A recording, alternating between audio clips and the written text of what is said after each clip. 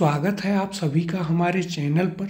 मध्यकालीन भारत के इतिहास में हमने पिछली क्लास में आपका मुगल काल वाला चैप्टर स्टार्ट किया था और उसमें हमने बाबर के ऊपर क्वेश्चंस किए थे। काफ़ी अच्छे से उन्हें हमने डिस्कस किया था और काफ़ी सारी चीज़ें वहाँ पर आपको डेप्थ में बताई भी गई थी। उस चैप्टर की PDF आपको हमारी वेबसाइट पर मिल जाएगी, जिसका लिंक इस वीडियो के डिस्क्रिप्शन में है। तो वहाँ से आप उन PDF को ज़रूर डाउनलोड कर लें। जो क्विज़ेज़ वेबसाइट में हैं उन्हें भी आप ज़रूर अटेम्प्ट करें। इसके अलावा आप हमारा टेलीग्राम चैनल भी अवश्य ज्वाइन कर लें। तो आज की इस क्लास में हम अपना मुग़ल काल को आगे बढ़ाते हुए जो अगला टॉपिक है वो डिस्कस करेंगे, और टॉपिक है आपका हुमायूं और शेर शाह सूरी। क्या है? हुमायूं और शेर शाह सूरी, इनके ऊपर हम बात करेंगे। शुरुआत करते हैं इसकी पहले प्रश्न के साथ। निम्न नामों में से उसे चिन्हित करिए जो हुमायूं के भाइयों में से किसी का नाम नहीं था। ऑप्शन है ए कामरान, बी उस्मान, सी अस्करी या ऑप्शन नंबर डी हिंदाल। सही उत्तर है इसका ऑप्शन नंबर बी उस्मान। तो देखिए उस्मान क्या है, वो हुमायूं का भाई नहीं था। बाबर के 4 पुत्र थे। देखिए आप याद रखिएगा क्या था, बाबर के 4 पुत्र थे। कौन कौन से थे? तो देखिए उनमें यदि हम बात करें, सबसे पहला आता है कौन? कामरान। दूसरे नंबर पर आता है अस्करी। तीसरे नंबर पर आता है हिंदाल और चौथे नंबर पर आता है हुमायूं। कौन आता है? हुमायूं। ये बाबर के 4 पुत्र थे। अब देखिए यदि इनको कौन कौन सा क्षेत्र बाबर ने दिया वो भी हम आपको यहीं बता देते हैं। तो देखिए कामरान जो था, तो का से कामरान और का से ही काबुल। बाबर ने अपना जो साम्राज्य था उसको 4 बेटों में बराबर बांट दिया था अपनी मृत्यु से पहले। तो कामरान को उसने काबुल दिया, अस्करी को उसने संभल वाला क्षेत्र दिया। कौन सा दिया? संभल वाला क्षेत्र। फिर हिंदाल जो था, हिंदाल को क्या दिया? हिंदाल को उसने मेवात वाला क्षेत्र दिया। और हुमायूं को उसने दिल्ली की गद्दी पर बैठाया। अब देखिए बाकी जो 3 थे, कामरान, अस्करी, हिंदाल, इनका जो कार्य था या इनका जो साम्राज्य था वो बहुत अच्छे से चलता रहा। और बाबर की आखिरी इच्छा जो उसने हुमायूं को बोली वो यही थी कि तुम अपने भाइयों के साथ न्याय करना, उनको बराबर में उन जो साम्राज्य है उसको बराबर में बांटना। तो हुमायूं ने उस आज्ञा की पालना करते हुए, अपने पिता की आज्ञा की पालना करते हुए हुमायूं ने साम्राज्य को अपने तीनों भाइयों में बांट दिया था। और किस प्रकार बांटा? कामरान को काबुल दिया, अस्करी को संभल, हिंदाल को मेवात दिया और स्वयं के पास क्या रखी? स्वयं के पास उसने दिल्ली की गद्दी रखी थी। अब देखिए यहाँ पर यदि हम बात करें तो कामरान, अस्करी एवं हिंदाल बाबर के पुत्र तथा हुमायूं के भाई थे। हुमायूं बाबर का ज्येष्ठ पुत्र था। हुमायूं 1508 ईस्वी में काबुल में पैदा हुआ। उसकी माँ माहम बेगम शिया संप्रदाय से संबंधित थी। अब देखिए एक चीज़ और याद रखिएगा कि हुमायूं जो है, ये जो नाम है हुमायूं, इसका शाब्दिक अर्थ होता है भाग्यशाली अर्थात लकी। लेकिन जब आप हुमायूं के बारे में पढ़ते हैं तो वो सबसे ज़्यादा अनलकी या अभाग्यशाली आपको मुगल बादशाह देखने को मिलता है। देखिए अगला प्रश्न है, हुमायूं द्वारा लड़े गए 4 प्रमुख युद्धों का तिथि अनुसार सही क्रम अंकित करें। युद्ध स्थलों के नाम नीचे दिए गए हैं। ऑप्शन ए है चौसा, देवरा, कन्नौज और सरहिंद। ऑप्शन बी दिया है देवरा, कन्नौज, चौसा, सरहिंद। आगे देखते हैं ऑप्शन सी क्या दिया गया है। तो देखिए सरहिंद, देवरा, चौसा और कन्नौज। और ऑप्शन डी है आपके पास देवरा, चौसा, कन्नौज और सरहिंद। इसका सही उत्तर है ऑप्शन नंबर डी, देवरा, दौसा, कन्नौज और सरहिंद। हुमायूं द्वारा लड़े गए ये प्रमुख युद्ध थे। अब यदि हम इनकी बात करें तो देखिए क्या क्या इनका क्रम है। सबसे पहले देवरा का जो युद्ध था वो कब लड़ा गया हुमायूं द्वारा, तो ये 1532 में लड़ा गया था। फिर यदि हम बात करें चौसा के युद्ध की, तो चौसा का युद्ध जो है 1539 में हुमायूं के द्वारा लड़ा गया था शेर खान और हुमायूं के बीच में, यानी कि शेर खान कौन था, शेर शाह सूरी ही शेर खान था। फिर कन्नौज का युद्ध जो है वह 1540 में होता है, जिसमें फाइनली ये शेर शाह सूरी से पराजित होता है। और फिर आपका सरहिंद का युद्ध होता है, कौन सा, आपके सरहिंद का युद्ध, जो कि आपके 1555 में होता है, जिससे वापस ये गद्दी प्राप्त करता है। अब देखिए यदि हम बात करें हुमायूं की, तो हुमायूं के साथ एक प्रॉब्लम थी, और प्रॉब्लम क्या थी कि हुमायूं था बाबर का बेटा, यही उसकी सबसे बड़ी प्रॉब्लम थी। क्योंकि देखिए बाबर जब भारत पर आक्रमण करता है तो लोदी अफगानों का यहाँ पर दिल्ली सल्तनत पर कब्जा था, उन्हें ये हराता है। और बाबर क्या पॉलिसी अपनाता है कि जितने भी भारत में और अफगानी कबीलों का राज था उनको आपस में लड़वाता है, जिससे उनकी ताकत कमज़ोर होती जाती है और बाबर उन पर अपना अधिकार जमाता जाता है। ये बात जो है धीरे धीरे उन अफगानी जो और शासक थे उनको समझ में आने लगी, और जब समझ में आने लगी तो उन्होंने ये भी ठान लिया कि अब हमें बाबर या उसके वंशजों से कोई भी अच्छा संबंध नहीं रखना है। तो वे सभी एक साथ विरोधी हो गए हुमायूं के, और हुमायूं को बिहार हो, मेवात हो, या और जो भी इलाके थे जहाँ पर मुस्लिम शासक थे या अफगानी शासक थे, उनके विरोध का भारी सामना करना पड़ा था। अब यहाँ पर हम थोड़ी डिटेल में बात करेंगे हुमायूं के बारे में, कुछ फैक्ट्स आपको हम यहाँ पर बताएंगे, तो उन्हें आप ध्यान से देखिएगा। तो देखिए जैसे सबसे पहले यदि हम बात करें हुमायूं, तो देखिए यहाँ पर हम लिख लेते हैं हुमायूं।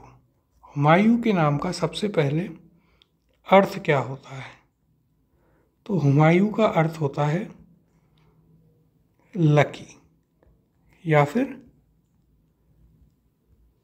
भाग्यशाली।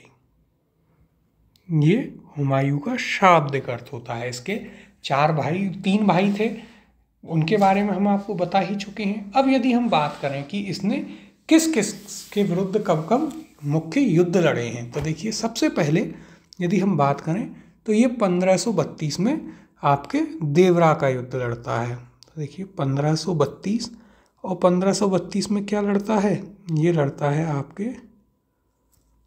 देवरा का युद्ध। देवरा का युद्ध लड़ता है किसके विरुद्ध, तो देखिए ये लड़ता है महमूद लोदी जो है, यानी कि अफगान जो थे उनके विरुद्ध, अफगानों के विरुद्ध। अफगान जो थे इसमें हार जाते हैं और हुमायूं जीत जाता है। फिर इसके अलावा यदि हम बात करें तो उसके बाद में ये अपना क्या करता है, गुजरात अभियान चलाता है। कब, 1534 से 1535। तो देखिए 1534 से 1535 यहाँ पर हुमायूं अपना गुजरात अभियान चलाता है।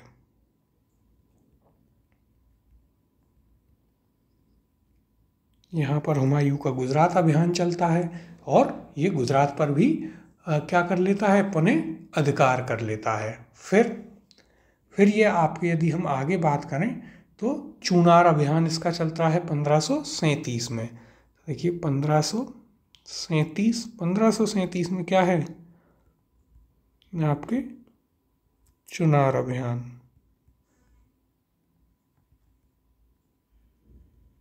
चुनार का अभियान करता है, ठीक है। कहाँ, शेर खां के विरुद्ध। तो यहाँ पर क्या करता है, यहाँ पर इसमें क्या होता है, चुनार अभियान कहाँ होता है आपका, ये होता है बंगाल में। किसके विरुद्ध, वर्षित शेर खां के विरुद्ध में होता है। और इसके बाद क्या होता है, बंगाल में हुमायूं जाता है, और इसे बंगाल को क्या करता है, हुमायूं पुनः बसाता है।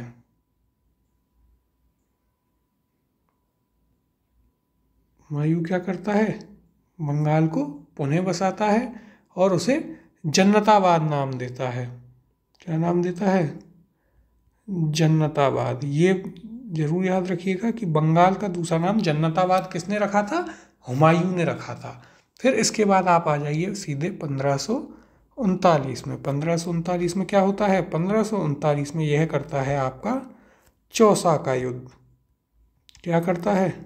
चौसा का युद्ध लड़ता है। चौसा का युद्ध किससे लड़ता है? तो चौसा का युद्ध ये वर्सेस शेर खां या फिर शेरशाह सूरी। शेर खां और शेरशाह सूरी एक ही हैं, याद रखिएगा। यहाँ पर क्या होता है, शेर खां जो है इसमें जीत जाता है, शेर खां इसमें जीत जाता है। और ये वही युद्ध था, इसमें क्या होता है, हुमायूं बड़ी मुश्किल से अपनी जान बचाता है। हुमायूं कर्मनासा नदी में छलांग लगाकर अपनी जान बचाता है। तो देखिए यहाँ पर एक फैक्ट ये याद रखिएगा कि हुमायूं जो था, कौन सी नदी, देखिए कर्मनासा नदी में कूदकर जान बचाता है। बड़ी मुश्किल से यहाँ से जान बचा करके भागता है नदी में कूदकर हुमायूं। फिर इसके अलावा यदि हम बात करें तो इसके बदले में क्या करता है, कौन जान बचाता है, तो निजाम सक्का भिश्ती जो है वो जान बचाता है और उसके लिए उसके नाम से एक दिन का बादशाह भी हुमायूं बनाता है। फिर इसके बाद यदि हम बात करें तो 1540 में हुमायूं एक और बार शेरशाह सूरी से लड़ता है। कहाँ? तो देखिए दो नाम से पूछा जा सकता है आपसे, एक जो सभी को याद है कन्नौज का युद्ध, कन्नौज, या फिर कन्नौज के पास जगह है बिलग्राम। कौन सी?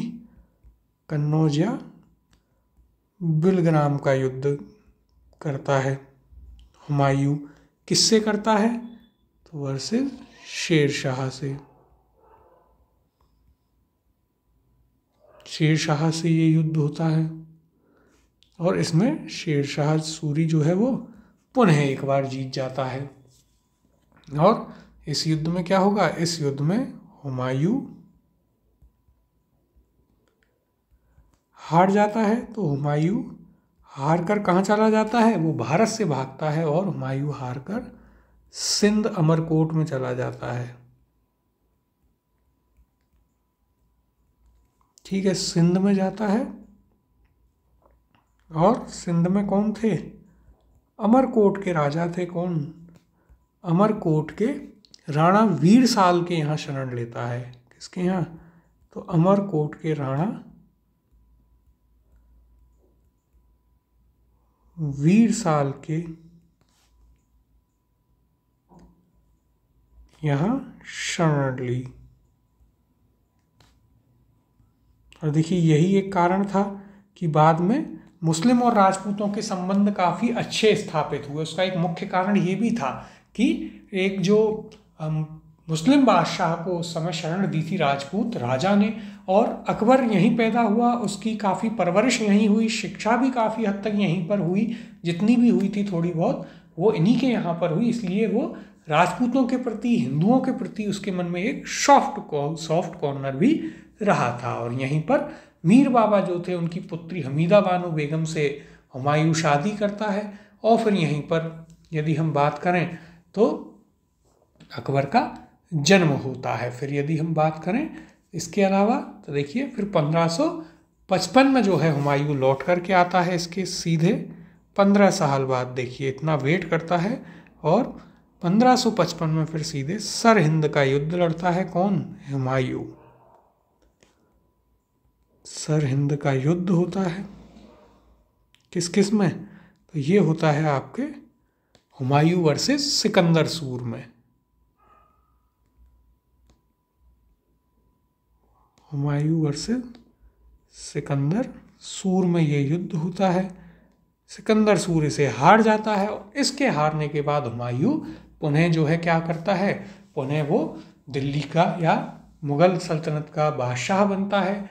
और फिर एक दिन हुमायूं 1556 में दीन पनाह महल से गिरकर मर जाता है। लाइब्रेरी थी उसकी 1556, उसमें इसकी मृत्यु हो जाती है लाइब्रेरी की सीढ़ियों से गिरकर। और ऐसा कहा जाता है कि एक हमशक्ल हुआ करता था हुमायूं का, मुल्ला शाह, उसको जनता के सामने रखा गया बेवकूफ़ बनाने के लिए कि नहीं साहब हुमायूं तो जिंदा है, बादशाह जिंदा है, लेकिन जनता नहीं मानी, सब समझ चुके थे।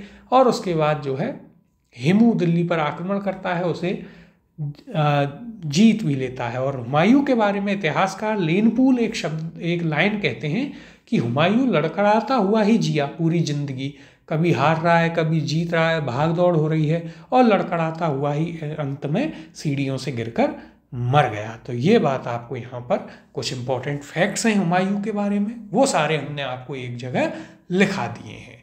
अब अगले प्रश्न की ओर चलते हैं। निम्नलिखित में से किन दो शासकों के मध्य 17 मई 1540 में कन्नौज के पास युद्ध हुआ था? ऑप्शन है आपके पास, ए हुमायूं एवं सुल्तान मोहम्मद नोहानी के बीच, ऑप्शन बी है शेर शाह एवं हुमायूं के बीच, ऑप्शन सी दिया गया है शेर शाह एवं मिर्जा कामरान के बीच, या फिर ऑप्शन डी मोहम्मद शाह और हुमायूं के बीच। सही उत्तर है इसका option number B, Sher Shah और हुमायूं के बीच कन्नौज के पास। कहां पर? 1540 में बिलग्राम का युद्ध हुआ था, जिसमें हुमायूं हार जाता है और हार करके यहाँ से कहाँ चला जाता है? सिंध चला जाता है, और अमरकोट के राजा वीर साल के यहाँ पर वो शरण लेता है। अभी अभी हमने आपको पूरी इसके बारे में डिटेल से बात बताई है। अब देखिए यहाँ पर 17 मई 1540 कन्नौज या बिलग्राम का युद्ध किस किस के बीच? शेर शाह सूरी एवं हुमायूं के बीच हुआ था। इस युद्ध में हुमायूं की पराजय हुई थी। इसी युद्ध के बाद हुमायूं को भारत से निर्वासित होना पड़ा था, क्योंकि शेर शाह सूरी की सेनाएं उसके पीछे पड़ी थी कि जहां मिल जाए वहीं इसको मार देना है। तो ये शेर शाह सूरी की पूरी सेना थी जो इसके पीछे पड़ी हुई थी, और भागकर कहाँ चला जाता है? अमरकोट के राणा वीर साल के यहाँ चला जाता है। अगला प्रश्न देखते हैं। फरीद जो बाद में शेर शाह सूरी बना, उसने कहां से शिक्षा प्राप्त की थी? ऑप्शन है आपके पास, ए सहसाराम से, ऑप्शन बी है पटना से, ऑप्शन सी जौनपुर से, या ऑप्शन नंबर डी लाहौर से। और ये आपसे आरएएस प्रीलिम्स में पूछा है, इंपॉर्टेंट क्वेश्चन है। देखिए शेर शाह सूरी के बारे में, चूंकि शेर शाह सूरी क्या था? एक राजा नहीं था, एक योद्धा नहीं था, इसलिए उसके बारे में प्रारंभिक चीजें बहुत इंपॉर्टेंट हैं। सही उत्तर है इसका option number C, Jaunpur. Farid यानी कि शेर शाह सूरी जो है उसने शिक्षा प्राप्त की थी आपके जौनपुर से। अब देखिए शेर शाह सूरी के बारे में यदि हम बात करें, कुछ इंपॉर्टेंट फैक्ट्स यहाँ पर देख लेते हैं। तो देखिए यहाँ पर हम बात करेंगे किसके बारे में? शेर शाह सूरी के बारे में। सबसे पहली चीज, इसका वास्तविक नाम क्या था? सबसे पहली चीज क्या कि इसका वास्तविक नाम क्या था? देखिए शेर शाह सूरी का वास्तविक नाम या बचपन का नाम हुआ करता था क्या? फरीद। क्या नाम था इसका? फरीद था। फिर यदि हम बात करें जन्म कहाँ पर हुआ, ये भी आपसे पूछा जा सकता है। तो शेर शाह सूरी का जो जन्म स्थान था वो था आपका बजवाड़ा। क्या था? बजवाड़ा।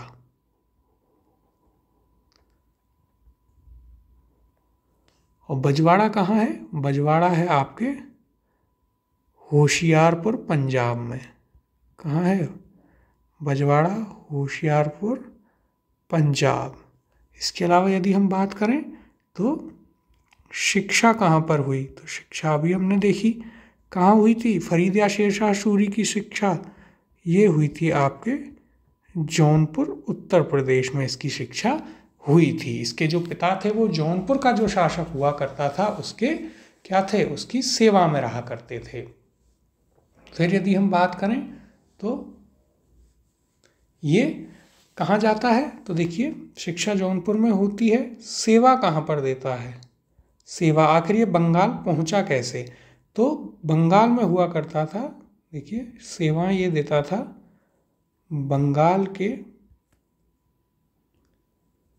बहार खां लोहानी, वहाँ का शासक था।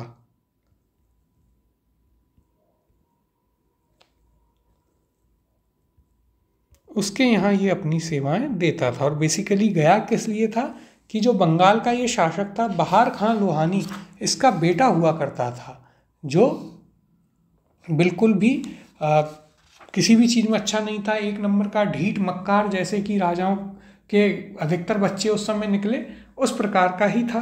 तो पढ़ाई लिखाई से कोई मतलब नहीं, कुछ नहीं। तो जब बहार खान लोहानी ने पता किया कि यार कौन ऐसा आदमी है जो इसको अच्छे से पढ़ा सकता है, तो किसी ने बताया कि साहब फरीद नाम का एक व्यक्ति है, वो बहुत अच्छा मास्टर है, उसे बुला लो ट्यूशन के लिए। तो उसने ट्यूशन के लिए फरीद को बुला लिया। फिर एक दिन जो बहार खान लोहानी है वो आपके फरीद के साथ चर्चा करते हुए जंगल में जा रहा होता है कि यार इसको कैसे सुधारें, क्या करें, इसका बड़ा नालायक है। तो वहाँ पर अचानक से शेर हमला करता है और फरीद जो है फटाक से लोहानी की तलवार निकाल के शेर को तुरंत मार देता है। तो वहाँ वो बड़ा एकदम अचंभित रह जाता है, कौन, बहार खान लोहानी की, यार ये तो टीचर है, एक सॉफ्ट व्यक्ति है और इतना बड़ा जिगरा कि शेर को काट के रख दिया बिना कुछ सोचे। तो वहाँ पर ये इसको उपाधि देता है। देखिए बहार खान लोहानी ये उपाधि देता है किसकी, इसने उपाधि दी, क्या उपाधि दी, शेर खान की। शेर खां की। जब ये मर जाता है तो इसकी बीवी के साथ शादी कर लेता है फरीद और शेर शाह सूरी के नाम से सिंहासन पर बैठता है। अब देखिए यहाँ पर हम बात कर लेते हैं प्रश्न की। तो फरीद जो बाद में शेर शाह सूरी बना, अपने शिक्षा जौनपुर से प्राप्त करता है और 1449 ईस्वी में फरीद ने घर छोड़ दिया तथा विद्याध्ययन के लिए जौनपुर चला आया, जो तत्कालीन समय में सिराज ए हिंद के नाम से जाना जाता था। अगला प्रश्न है, निम्नलिखित मध्ययुगीन शासकों में से कौन एक उच्च शिक्षित था? ऑप्शन है आपके पास, ए बलबन, बी अलाउद्दीन खिलजी, सी दिया है इब्राहिम लोदी, या ऑप्शन डी शेर शाह। सही उत्तर है इसका option number D Sher Shah Suri. ये बहुत ही शिक्षित व्यक्ति था, खुद भी एक टीचर ही था। अगला प्रश्न देखते हैं, निम्नलिखित में से किस सुल्तान ने पहले हजरत आला की उपाधि अपनाई और बाद में सुल्तान की? ऑप्शन दिए हैं आपके पास, ए बहलोल लोदी, ऑप्शन बी है आपके पास सिकंदर लोदी। आगे देखते हैं ऑप्शंस को। ऑप्शन सी दिया गया है शेर शाह सूरी और ऑप्शन नंबर डी है आपके पास इस्लाम शाह सूरी। तो देखिए क्या पूछा है, हजरत आला की उपाधि पहले किसने धारण की? सही उत्तर है इसका ऑप्शन नंबर सी, शेर शाह सूरी जो था उसने बंगाल का शासक हुआ करता था नुसरत शाह, उसको ये हराता है और उसे हरा करके हजरत आला की उपाधि धारण करता है। तो देखिए यहाँ पर आपको याद रखना है एक फैक्ट कि बंगाल के किसे हराकर, नुसरत शाह को पराजित कर, देखिए बंगाल के नुसरत शाह को पराजित कर क्या उपाधि लेता है? उपाधि लेता है ये हजरत ए आला की। ये फैक्ट आपको याद रखना है कि किसे हरा करके ये उपाधि इसके द्वारा ली गई थी, ये काफी इंपॉर्टेंट है। अब देखिए यहाँ पर यदि हम बात करें क्या कहा गया है, तो बंगाल के शासक नुसरत शाह को पराजित करके शेर खां या शेर शाह सूरी ने हजरत आला की उपाधि धारण की। 1539 ईस्वी में चौसा के युद्ध में हुमायूं को पराजित करके उसने शेर शाह की उपाधि धारण की तथा अपने नाम का खुतबा पढ़वाया और सिक्का भी चलवाया, यानी कि एक तरह से ऑफिशियली वो पूरे भारत साम्राज्य का क्या बन गया था, बादशाह उसके बाद में बन गया था। अब अगला प्रश्न की ओर चलते हैं। शेर शाह सूरी द्वारा किए गए सुधारों में सम्मिलित थे, पहला है राजस्व सुधार, दूसरा है प्रशासनिक सुधार, तीसरा सैनिक सुधार और चौथा करेंसी प्रणाली में सुधार। नीचे दिए गए कूटों में से सही उत्तर का चयन कीजिए। ऑप्शन है आपके पास, ए पहला और दूसरा, ऑप्शन बी है पहला दूसरा और तीसरा, ऑप्शन सी दिया गया है दूसरा तीसरा और चौथा, और ऑप्शन डी है उपयुक्त सभी। तो देखते हैं, इंपॉर्टेंट क्वेश्चन है देखिए काफी। तो देखिए शेर शाह सूरी द्वारा किए गए सुधारों में से कौन कौन से शामिल थे? पहला क्या है, राजस्व सुधार, तो यह आपका बिल्कुल सही है। शेर शाह सूरी के द्वारा भू राजस्व सुधार किए गए थे, उसने भूमि की पैमाइश करवाई थी। क्या करवाया था? ये देखिए शेरशाह सूरी जो है क्या करवाता है? भू पैमाइश।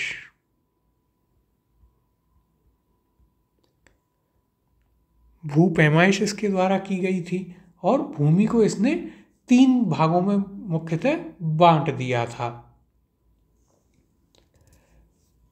ठीक है, 3 भागों में बांटा। इसके अलावा इसने भू पैमाइश के लिए 2 कर भी लागू किए। 2 प्रकार के कर भी हुआ करते थे। कौन कौन से? तो देखिए, पहला इसमें था आपका जरीवाना, जो कि आज तक हम देखते हैं इसे अपने सिस्टम में जरीवाना लगता है। जरीवाना क्या होता है? पैमाइश पर यदि आपको अपनी भूमि की नाप करवानी है तो आज भी आपको सरकार को ये टैक्स देना होता है, जरीवाना। और दूसरा है आपका कौन सा? महासिलाना। महासिलाना क्या है? ये लगता है आपके राजस्व संग्रहण पर।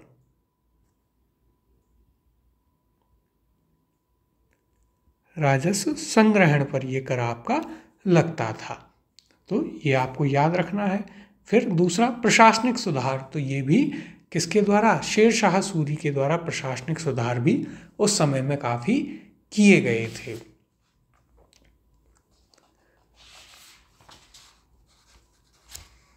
फिर यदि हम आगे बात करें तो देखिए सैनिक सुधार, तो ये भी शेरशाह सूरी के द्वारा काफ़ी अच्छे एक लेवल पर किए गए थे आपके सैनिक सुधार भी, तो ये भी आपका सही है। फिर करेंसी प्रणाली में सुधार यानी कि मुद्रा सुधार, ये भी उसके द्वारा किए गए थे, यह भी आपका सही है। अब यदि बात करें मुद्रा सुधार की तो इसमें मुख्यतः कौन कौन से चलाए? तो देखिए, एक उसने चांदी के सिक्के चलाए जो आप आज भी काम में लेते हैं, यानी कि रुपया इसके द्वारा चलाया गया। और एक तांबे के सिक्के भी इसके द्वारा चलाए गए जिन्हें आप दाम कहते हैं।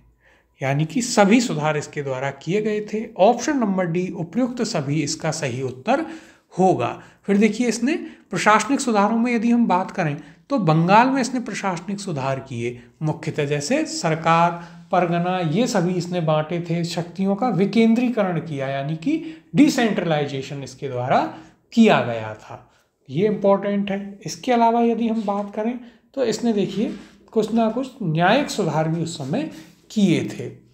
क्या न्यायिक सुधार इसने किए थे? कि ये न्याय की सर्वोच्चता में तो खुद विश्वास रखता था और इतना विश्वास रखता था कि अपने स्वयं के भतीजे को इसने मृत्युदंड दे दिया था।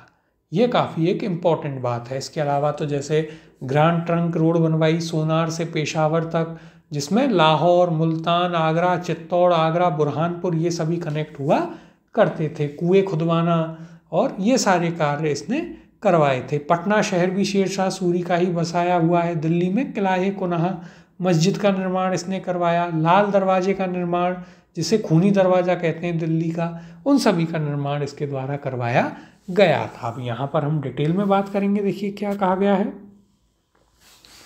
तो देखिए, शेरशाह सूरी का मध्ययुगीन भारत में एक महत्वपूर्ण स्थान है।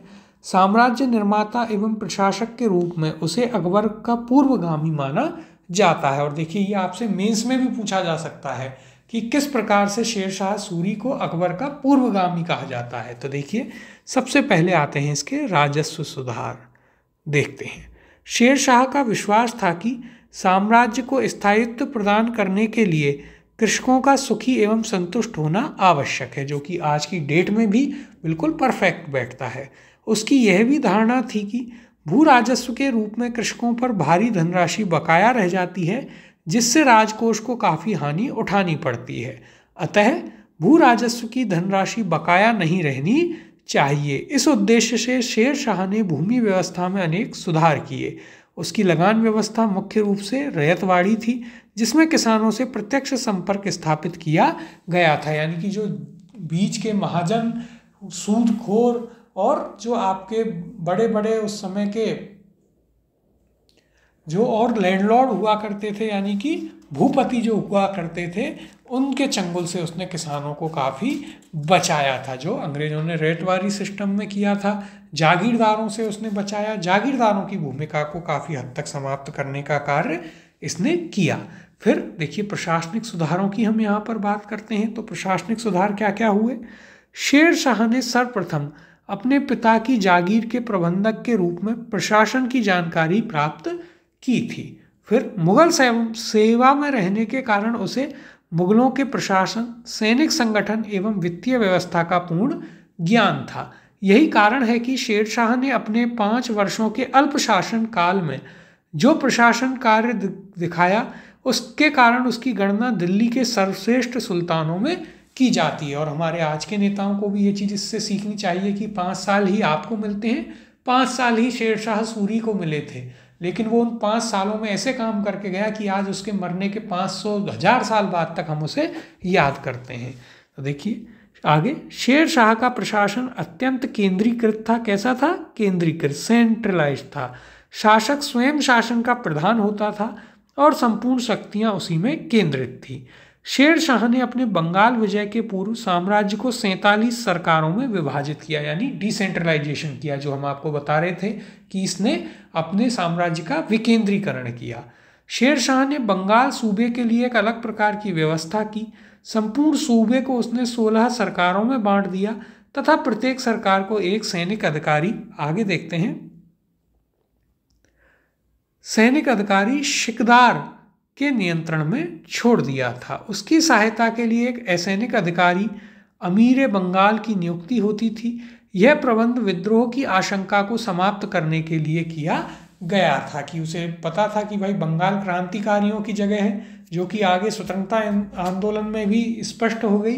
तो वहाँ पर किसी भी प्रकार का कोई विद्रोह ना हो, उसके लिए उसने पूरी एक व्यवस्था ही सेट कर दी थी। फिर देखिए आगे आपका सैनिक सुधार। तो सैनिक सुधार क्या क्या करवाता है शेर शाह सूरी? अपने साम्राज्य को सुदृढ़ करने के लिए शेर शाह ने सैनिक संगठन के क्षेत्र में अनेक सुधार किए। वह सुल्तान अलाउद्दीन खिलजी के सुधारों से बहुत प्रभावित था। बेईमानी को रोकने के लिए उसने घोड़ों को दागने की प्रथा तथा सैनिकों का हुलिया लिखने की प्रथा को लागू किया था, जो कि अलाउद्दीन खिलजी ने भी उसके समय पर की थी। हमने आपको अच्छे से इसके बारे में भी बताया है।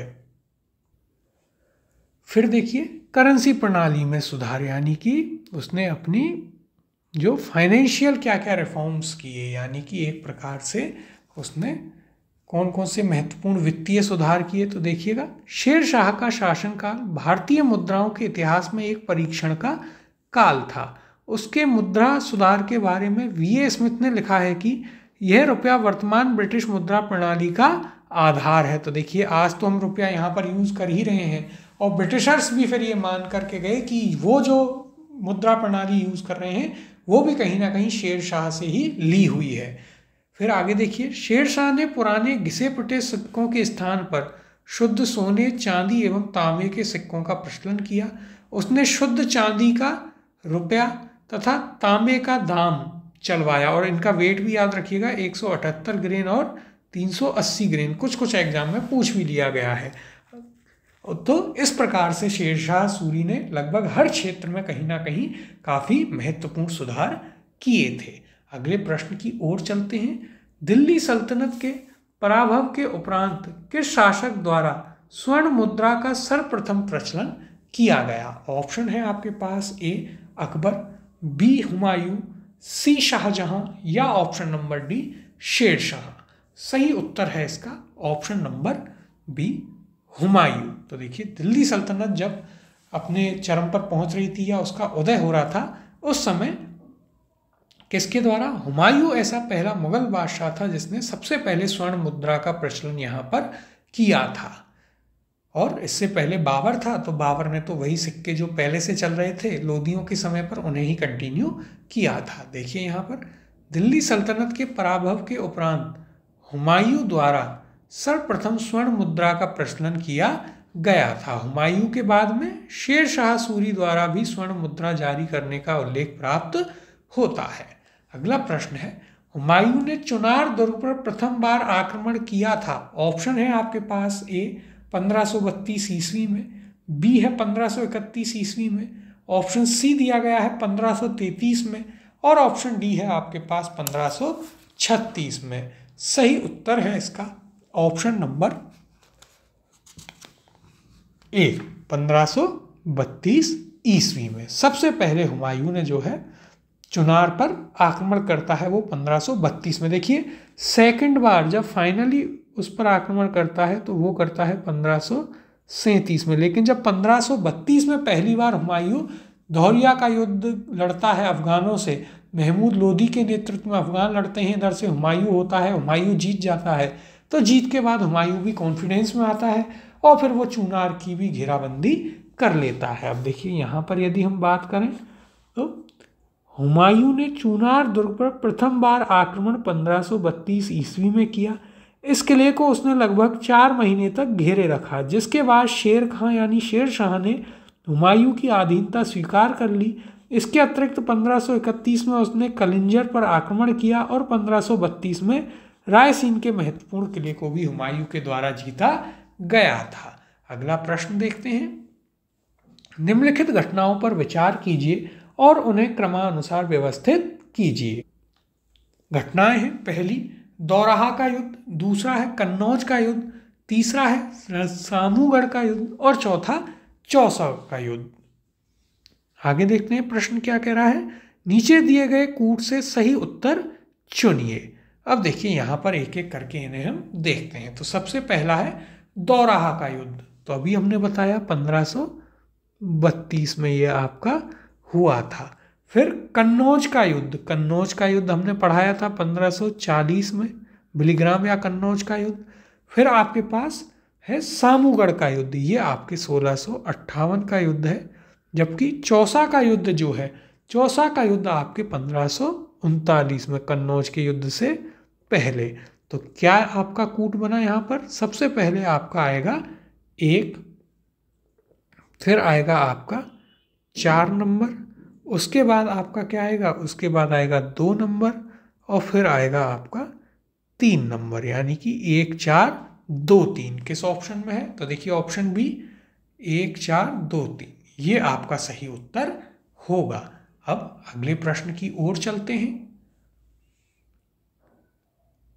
निम्नलिखित में से किसने अपने बादशाह पति के लिए मकबरे का निर्माण करवाया था। ऑप्शन है आपके पास, ए शाह बेगम ने, बी है हाजी बेगम ने, सी है आपके पास मुमताज महल बेगम ने, या फिर ऑप्शन नंबर डी नूरुन्निसा बेगम ने। सही उत्तर है इसका ऑप्शन नंबर बी, हाजी बेगम ने। देखिए इंपॉर्टेंट क्वेश्चन है, बस थोड़ा सा घुमा करके पूछा है।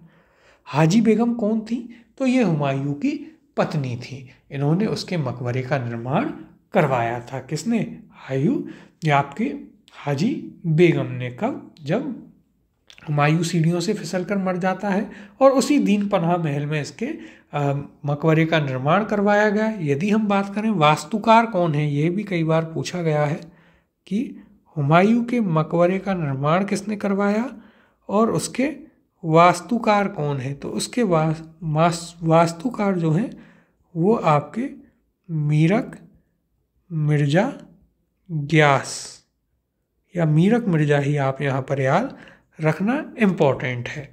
और इसके अलावा यदि हम बात करें तो इसका जो मकबरा है किसका, हुमायूं का, वो भारत का पहला डुअल डोम वाला मकबरा है। एक चीज़ और, फर्स्ट डबल डोम मकबरा भारत का। अब देखिए यहाँ पर यदि हम बात करें तो हाजी बेगम ने अपने पति हुमायूं के मकबरे का निर्माण दिल्ली में दीन पनाह में करवाया था।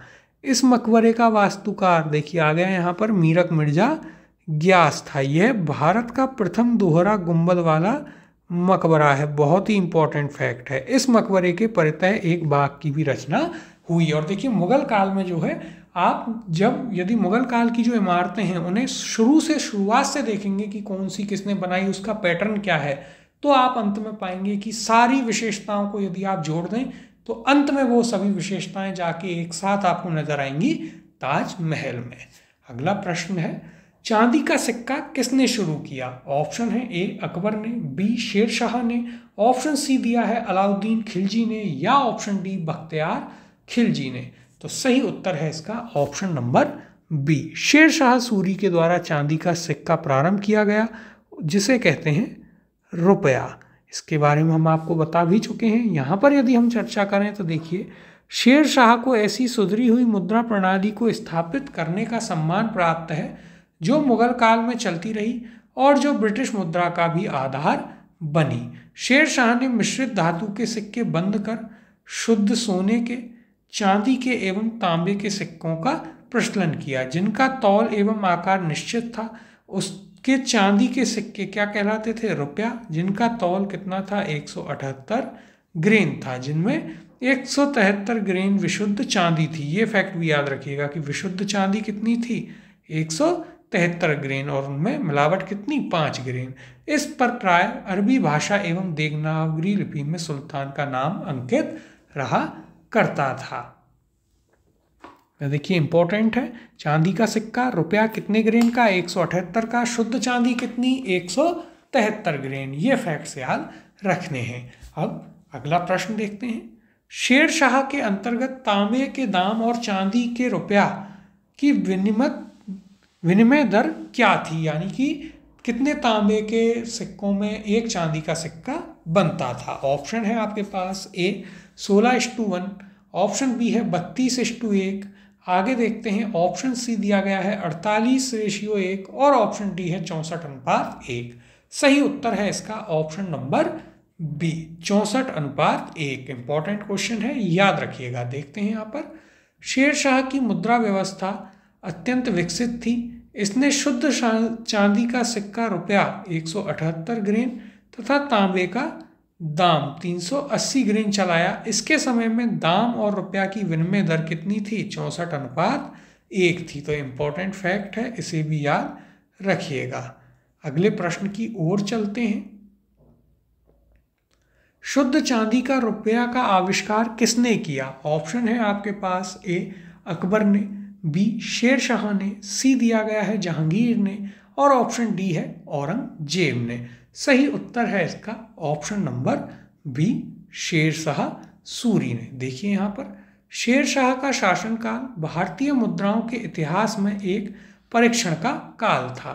उसके मुद्रा सुधार के बारे में इतिहासकार स्मिथ ने लिखा था कि यह रुपया वर्तमान ब्रिटिश मुद्रा प्रणाली का आधार है। पहले भी आपको बता चुके हैं। शेर शाह ने पुराने घिसे पिटे सिक्कों के स्थान पर शुद्ध सोने, चांदी और तांबे के सिक्के चलाए थे। शुद्ध चांदी के जो सिक्के थे वो रुपया 178 ग्रेन के, जिसमें शुद्ध चांदी 173 ग्रेन, और तांबे का क्या हुआ करता था? दाम, जो कि 380 ग्रेन का था। इनके बारे में ऑलरेडी आपको अच्छे से बताया जा चुका है। अगला प्रश्न है, शेर शाह सूरी के संदर्भ में निम्नलिखित में से कौन सा या कौन से कथन सही हैं? पहला कथन है, वह एक शानदार प्रशासनिक व्यवस्था के निर्माता थे। दूसरा है, हालांकि एक शासक के रूप में उनके गुण युद्ध के मैदान पर उनकी जीत से अधिक उल्लेखनीय नहीं थे। नीचे दिए गए कूट से सही उत्तर का चयन कीजिए। ऑप्शन है आपके पास, ए केवल पहला कथन सही है, ऑप्शन बी है केवल दूसरा कथन सही है, ऑप्शन सी पहला और दूसरा दोनों ही कथन यहाँ पर सही है, और ऑप्शन नंबर डी ना तो पहला ही और ना ही यहाँ पर दूसरा कथन, दोनों में से एक भी सही नहीं है। देखिए यहाँ पर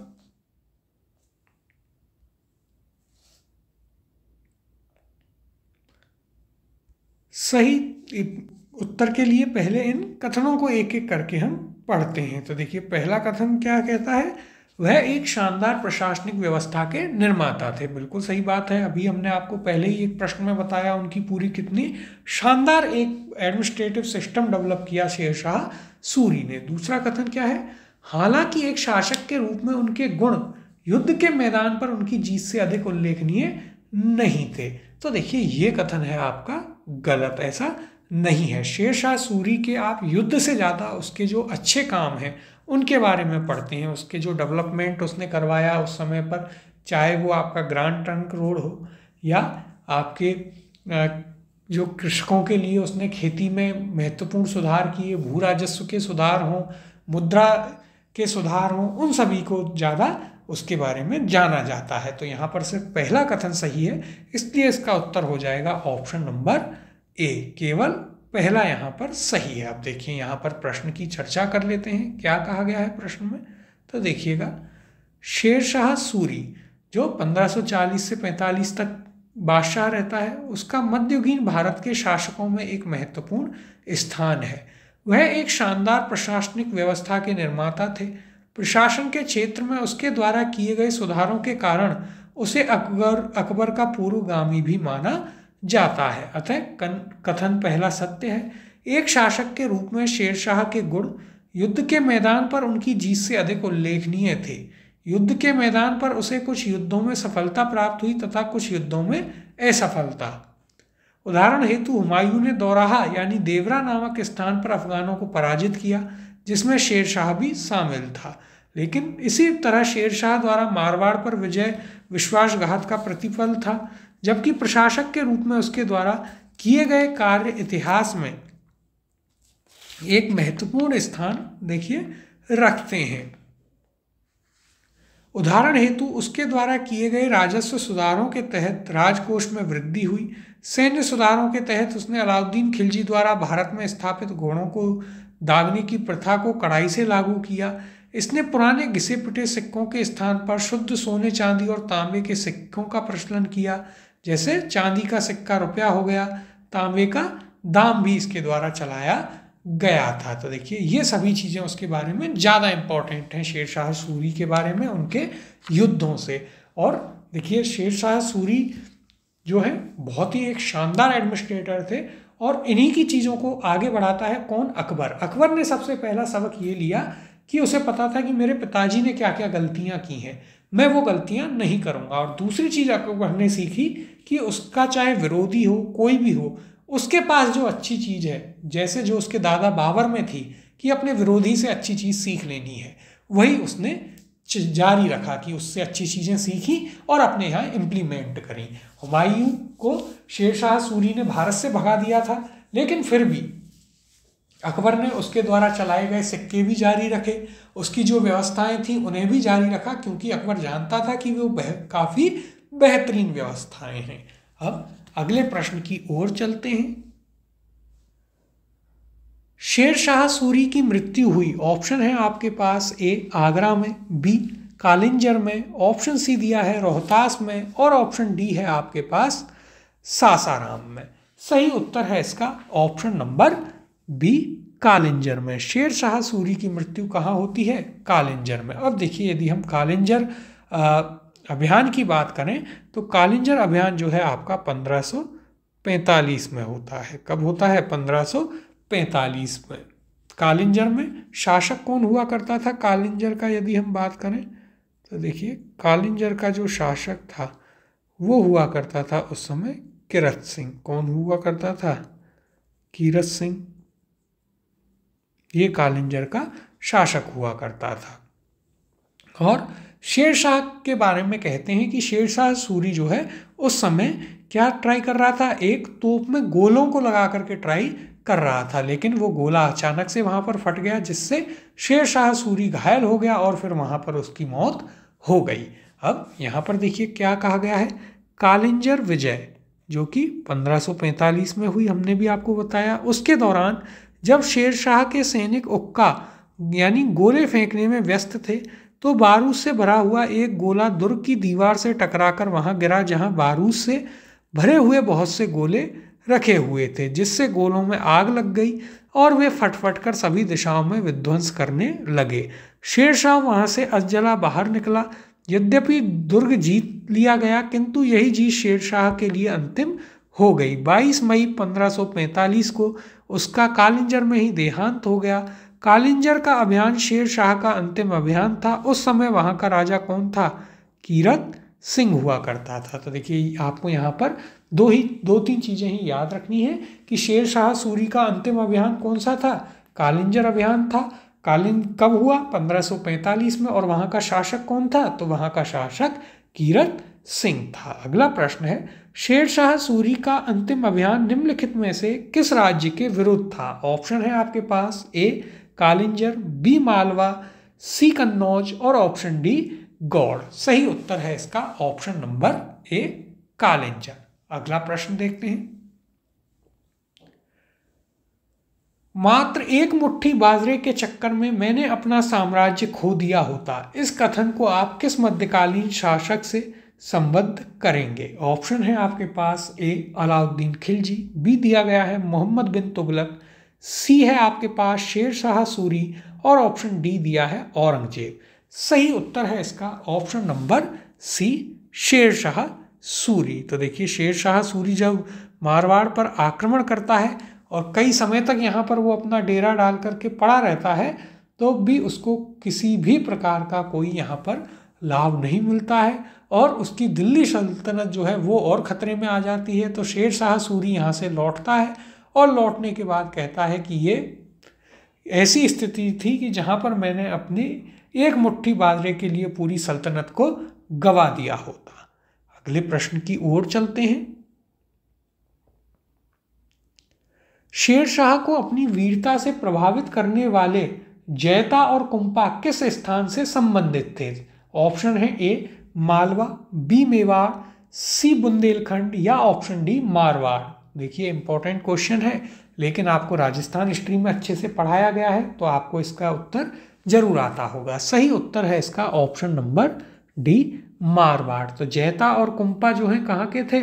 मारवाड़ के थे, जो कि मालदेव के सेना में हुआ करते थे और काफ़ी वीरता से उन्होंने युद्ध लड़ा, जिसे शेर शाह सूरी भी जिसे देख करके काफ़ी प्रभावित हुआ था। देखिए यहाँ पर शेर शाह को अपनी वीरता से प्रभावित करने वाले जैता और कुंपा मारवाड़ से संबंधित थे। मारवाड़ के शासक मालदेव के सरदार थे। शेर शाह ने मारवाड़ के युद्ध में राजपूतों के शौर्य पराक्रम से प्रभावित होकर कहा कि मात्र एक मुट्ठी बाजरे के चक्कर में मैंने अपना साम्राज्य खो दिया होता, यानी कि एक छोटे से राज्य के लिए मैं अपनी पूरी सल्तनत खो देता।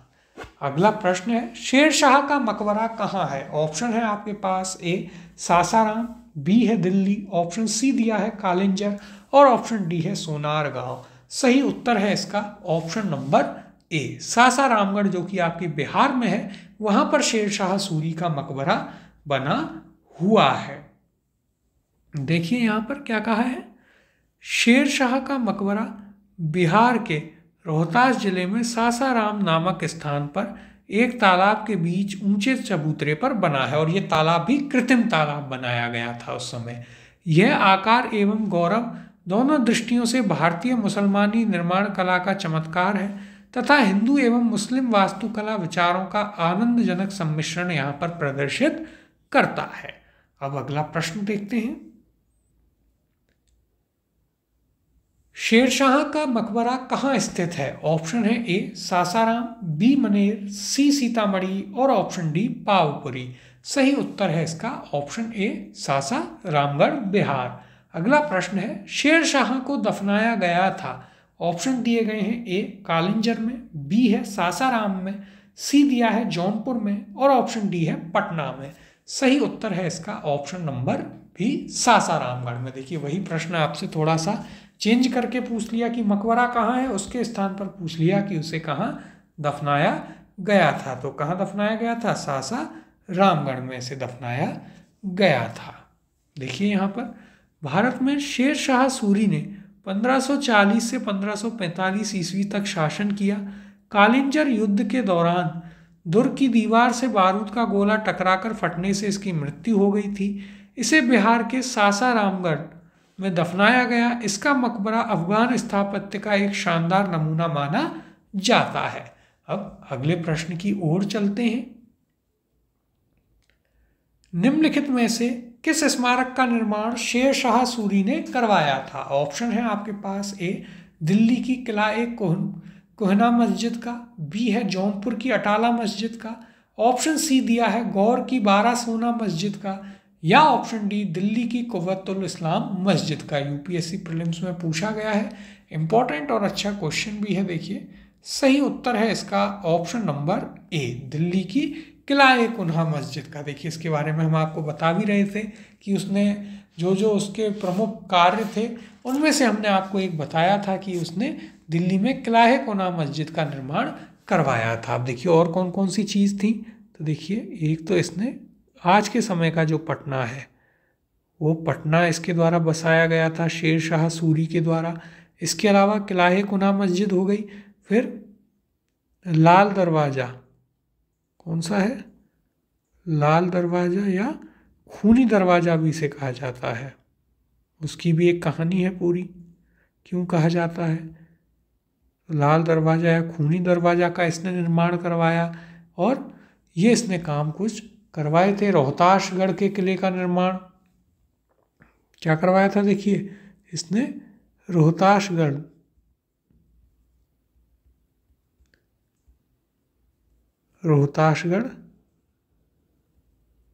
किला, उसका निर्माण इसके द्वारा करवाया गया था। और कन्नौज के पास भी इसने एक शेखपुर नगर बसाया था। अब देखिए यहाँ पर यदि हम बात करें तो शेरशाह का छोटा शासनकाल भारतीय भवन निर्माण कला के इतिहास के संक्रांति का युग है। किला कुनहा मस्जिद दिल्ली, जो कि 1542 में निर्मित हुई थी, उसको उज्ज्वल वास्तु कलात्मक गुणों के कारण उत्तरी भारत के ऐतिहासिक भवनों में उच्च स्थान दिया जाता है। और इसका मुख्य श्रेय किसको जाता है, वो जाता है आपके शेरशाह सूरी को। इसके अलावा इसने देखिए दिल्ली का पुराना किला, दिल्ली के पुराने किले का भी निर्माण इसने करवाया था, शेरशाह सूरी ने। अब देखिए अगला प्रश्न है, दिल्ली में पुराना किला के भवनों का निर्माण करवाया था। ऑप्शन है ए फिरोज शाह तुगलक ने, बी इब्राहिम लोदी ने, सी शेर शाह ने, या ऑप्शन नंबर डी बाबर ने। सही उत्तर है इसका ऑप्शन नंबर सी, शेर शाह सूरी के द्वारा पुराना किला या फिर पुराने किले के भवनों का निर्माण करवाया गया था। देखिए दिल्ली स्थित पुराना किला का निर्माण मुगल बादशाह हुमायूं ने करवाया था, जबकि यहाँ किला कुनहा मस्जिद तथा शेर मंडल भवन शेर शाह के द्वारा बनवाए गए थे। कौन कौन से, किला कुनहा मस्जिद और शेर मंडल, जबकि पुराना किला जो है वो हुमायूं के द्वारा बनवाया गया था। पुराना किला, इसके भवन स्पष्टतः से लिख लीजिए जिससे कंफ्यूजन ना हो, और सिर्फ पुराना किला वो बनवाया गया था हुमायूं के द्वारा। अगला प्रश्न देखते हैं, दिल्ली के पुराने किले के भीतर बनी मस्जिद किला कुनहा का निर्माण किसने किया था। ऑप्शन दिए गए हैं, ए हुमायूं, बी है शेर शाह, सी दिया है अकबर, और ऑप्शन डी है आपके पास शाहजहां। सही उत्तर है इसका option number B, Sher Shah. अगला प्रश्न, दिल्ली के पुराना किला के वर्तमान स्वरूप का निर्माण निम्नलिखित में से किसने करवाया था। ऑप्शन है ए शेर शाह सूरी, बी दिया गया है अकबर, सी दिया गया है बाबर, और ऑप्शन डी है आपके पास शाहजहां। सही उत्तर है इसका option number A, Sher Shah Suri. देखिए क्या कहा गया है, दिल्ली के पुराना किला के वर्तमान स्वरूप का निर्माण शेर शाह सूरी ने अपने शासनकाल में 1540 से 45 ईस्वी के बीच करवाया था।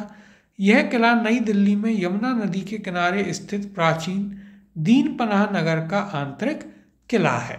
अब अगले प्रश्न की ओर चलते हैं, कृषकों की सहायता के लिए किस मध्यकालीन भारतीय शासक ने पट्टा एवं कबूलियत की व्यवस्था प्रारंभ की थी। ऑप्शन है ए अलाउद्दीन खिलजी, बी मोहम्मद बिन तुगलक, सी शेर शाह, या option D Akbar. Important question है, देखिए काफी कभी भी आपसे पूछा जा सकता है।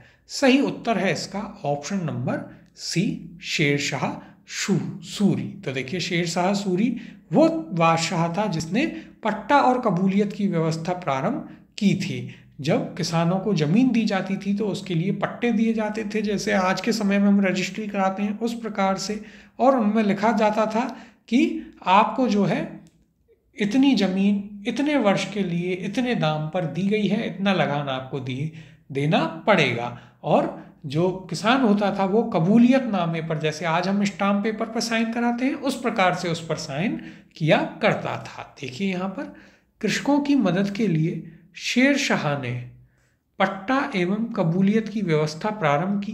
किसानों को सरकार की ओर से पट्टे दिए जाते थे जिनमें स्पष्ट किया गया होता था कि उस वर्ष उन्हें कितना लगान देना है।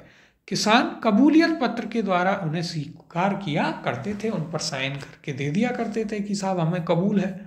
अगला प्रश्न है, निम्नलिखित में से किसने पूर्वी बंगाल से लेकर पेशावर तक सड़क आजम कहलाई जाने वाली सड़क बनवाई, यानी ग्रैंड ट्रंक रोड? ऑप्शन है ए अकबर, बी जहांगीर, सी इस्लाम शाह या ऑप्शन डी शेर शाह। सही उत्तर है इसका option number D, Sher Shah के द्वारा यह बनवाई गई थी। अब देखिए ग्रैंड ट्रंक रोड कहाँ कहाँ से है, तो देखिए चारों आप याद रखिएगा,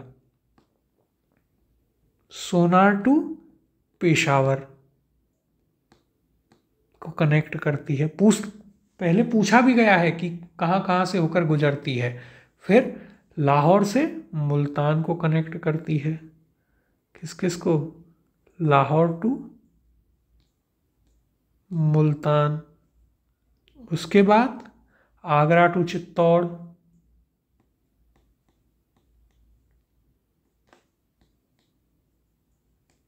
देखिए उस समय इस व्यक्ति ने हाईवे बनवा दिए भारत में, आज हम लग रहे हैं भारतमाला ये वो। और एक आपका आगरा टू बुरहानपुर, कहाँ?